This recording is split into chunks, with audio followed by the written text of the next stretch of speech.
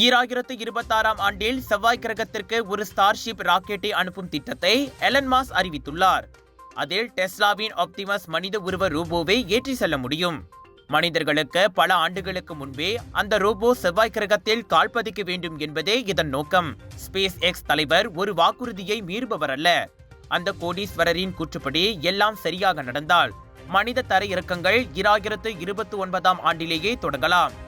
இருப்பினும் 2031இல் அதிக வாய்ப்புள்ளது என்று எக்ஸில் வெளியிடப்பட்ட அவரது செய்தியில் தெரிவிக்கப்பட்டது. அதற்கு முன் 2026ஆம் ஆண்டில் டெஸ்லாவின் மனித உருவ ரோபோவான ஆப்டிமஸை சுமந்து செவ்வாய் கிரகத்திற்கு ஒரு ஸ்டார்ஷிப் ராக்கெட்டை அனுப்ப அவர் திட்டமிட்டுள்ளார். இந்த பணி எதிர்கால மனித பயணங்களுக்கு முழு அளவிலான சோதனையாக செயல்படும்.